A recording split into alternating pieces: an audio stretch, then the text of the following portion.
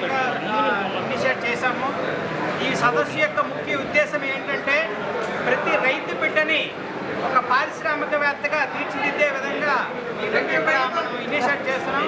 ప్రతిదానికి మన శ్రీకాకుళమే ఆద్యం కాబట్టి నేను కూడా ఒక రైతు బిడ్డనై ఉంటే శ్రీకాకుళంలో పుట్టి పెరిగాను కాబట్టి మన శ్రీకాకుళం రైతులతో కానీ స్టార్ట్ చేసుకుంటే ఉత్తరాంధ్రలో ఉన్న రైతులందరినీ సేంద్రియ ఉత్పత్తుల వైపు వాళ్ళని కొంచెం వరకు ప్రోత్సహించి ప్రతి రైతు బిడ్డని ఒక పారిశ్రామికవేత్తగా తీర్చిదిద్దే విధంగా వాళ్ళకి డిజిటల్ మార్కెటింగ్లోని అలాగే ఆర్టిఫిషియల్ ఇంటెలిజెన్స్లోని తదితర అప్కమింగ్ రంగాలు ఏవైతే ఉంటాయో ఆ రంగాల్లో వాళ్ళకి కొంతవరకు శిక్షణ ఇచ్చి ఆన్లైన్లో ప్రొడక్ట్స్ ఇక్కడి నుంచే డైరెక్ట్గా అమ్మే విధంగా వాళ్ళకి తగిన శిక్షణ ఇచ్చి తద్వారా రైతులకి కావలసిన ఆదాయం చేకూర్చి ఈ ఉత్తరాంధ్ర మేధో వలసలని తగ్గించవలసిన అవసరం ఉంది అనే దాని మీద ఈరోజు ఇక్కడ మనం ఈ సమావేశం ఈ సదస్సు పెట్టడం జరిగింది.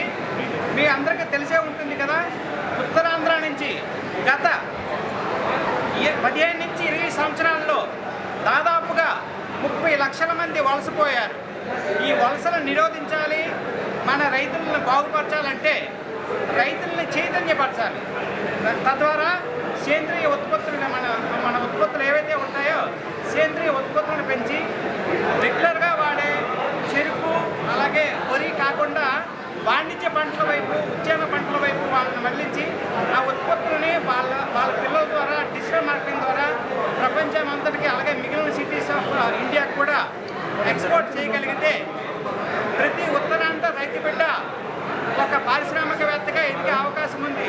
ఎందుకంటే నేను కూడా ఒక రైతు బిడ్డనే, మన శ్రీకాకుళం నుంచే ఇది స్టార్ట్ అయింది కాబట్టి నన్ను ఇన్స్పిరేషన్గా తీసుకొని ప్రతి రైతు బిడ్డ ఒక పారిశ్రామికవేత్తగా ఎదిగే విధంగా తగిన శిక్షణ ఇవ్వడానికి ఈరోజు మన శ్రీకాకుళంలో జనవరి 7వ తారీఖున ఈ ఉత్తరాంధ్ర రైతు సదస్సు అనేది ఇనిషియేట్ చేశాం.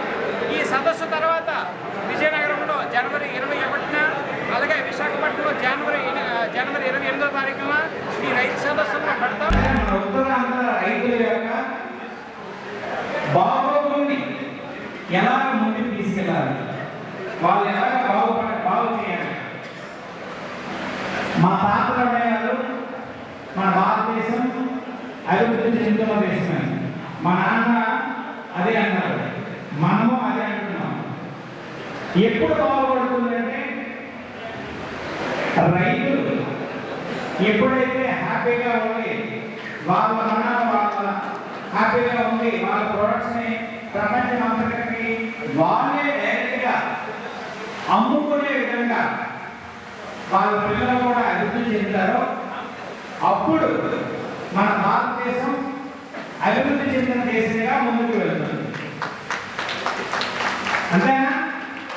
ఎందుకంటే మన ఆంధ్రప్రదేశ్లో 5 కోట్ల మంది జనాభా ఉంటే అందులో 1 కోటి మంది శ్రామిక శక్తి వ్యవసాయం మీదే ఆధారపడి బతుకుతున్నారు.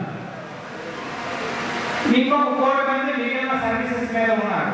సో దాదాపుగా 50% శ్రామిక శక్తి 2 కోట్ల శ్రామిక శక్తిలో 5 కోట్ల మందిలో 2 కోట్ల శ్రామిక శక్తిలో 1 కోటి మంది శ్రామికులు వ్యవసాయం మీద ఆధారపడి ఉంటున్నారు. కానీ వాళ్ళకి తగిన ప్రతిఫలం రావడం లేదు. ఆ తగిన ప్రతిఫలం రావడం కోసమే ఈ రైతు సదస్సులు ఉత్తరాంధ్ర నుంచి మొదలుపెట్టి మన శ్రీకాకుళంలో జరుగుతుంది, విజయనగరంలో జనవరి 21, అలాగే జనవరి 22లో విశాఖపట్నంలో జరుగుతుంది.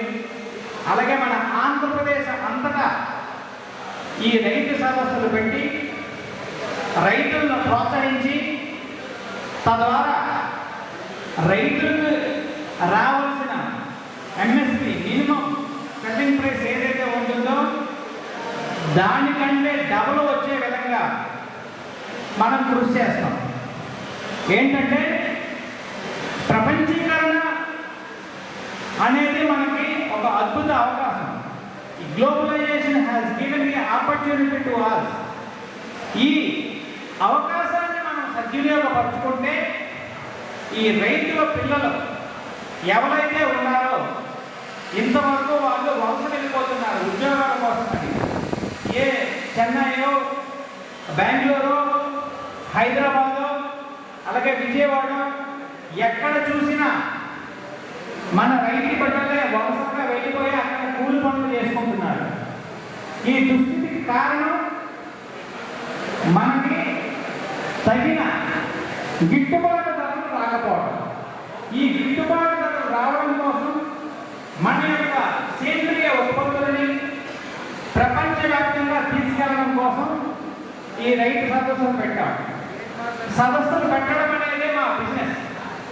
ప్రపంచవ్యాప్తంగా గత 15 సంవత్సరాలలో దాదాపుగా 10,000 సదస్సులు పెట్టాం.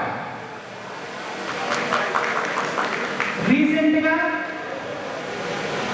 Global tech summit, G20 summit సమావేశాలు కూడా మన విశాఖపట్నం, ఢిల్లీ, చెన్నై, బెంగళూరుతో పాటు మిగిలిన G20 కంట్రీస్ అన్నింటిలో పెట్టి ఇక్కడ వ్యాపార అవకాశాలు ఏవైతే ఉంటాయో వ్యవసాయ సంబంధ, ఆహార సంబంధ వ్యాపారాలు ఇక్కడ పెట్టి తద్వారా రైతుల యొక్క పిల్లలకి ఉద్యోగాలు ఇచ్చి రైతుల యొక్క పంటలకి తగిన ధర చేకూర్చే విధంగా ఈ సమావేశాలు నిర్వహించడం జరిగింది. దాంట్లో భాగంగానే యూరోపియన్ బిజినెస్ టెక్నాలజీ సెంటర్ అనే ఒక సెంటర్ని మన విశాఖపట్నంలో ఎస్టాబ్లిష్ చేసి యూరోప్లో ఏవైతే అధునా